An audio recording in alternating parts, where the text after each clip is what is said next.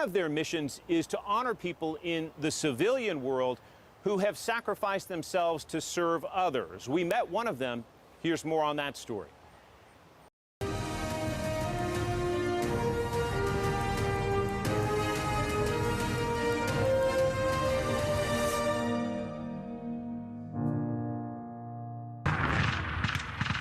The firefights in Iraq.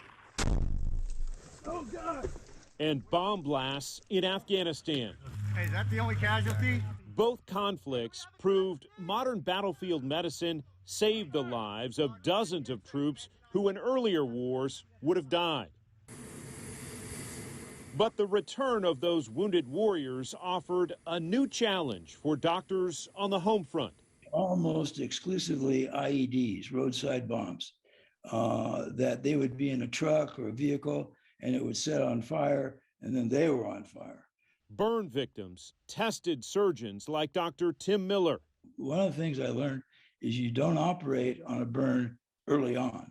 You wait and let it heal, and then you do whatever you can do, because then you're dealing with scar. The flame that was going on was the IED ripping through the undercarriage of the vehicle. It took them about a month before I actually saw my face. And he was burned badly. His nose didn't exist. I take tissue from the forehead and swing it down and reconstruct a nose from the forehead. One memorable patient, Marine Staff Sergeant Octavio Sanchez. I was at a point in my life where everything that could be done had already been done. 16 operations. Right. And what's his life like now, doctor? He's a great guy, and he lives in East Los Angeles, and he has had another child. I can go out, I feel more comfortable. It's just boosted my confidence up a whole lot more. Before he was a celebrated surgeon in the U.S., Dr. Miller was treating the wounded in Vietnam. We were taking care of people that were in firefights. We had them all the time. They were brought in, bullet wounds, and they were in not the best of shape.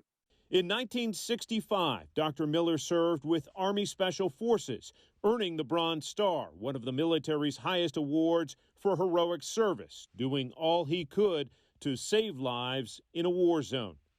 Any civilians as well as military members? Sure, yeah. I learned that war is something you just don't want to have, and that it's terrible.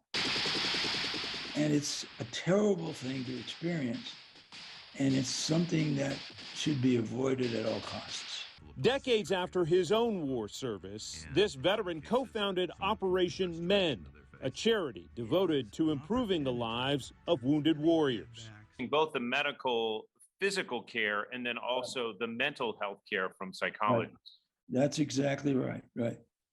And you've married those two in this charity. Absolutely.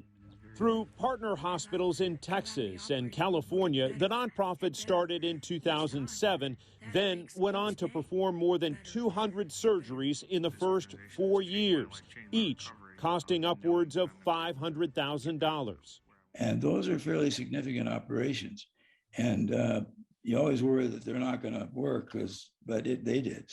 His book, The Surgical Reconstruction of War, documents those success stories. And it is this work, after his own military service, that earned this surgeon a new honor from America's most exclusive group of warriors. At their gathering in Knoxville, recipients of the Medal of Honor are presenting Dr. Miller with the Distinguished Citizen Award. I had no idea that it was coming, and I was very impressed. It's recognition reserved for those who, through their life's work, have distinguished themselves as Americans dedicated to the freedom and ideals embodied by the select few who have earned the military's highest award for valor. When history writes about you, what do you hope is included? Oh, I did a good job.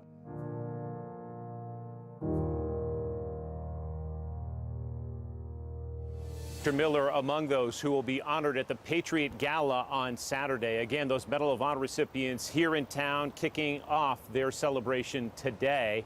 We are live from the East Tennessee Veterans Memorial downtown. For now, Robin and Beth, we'll send it back to you.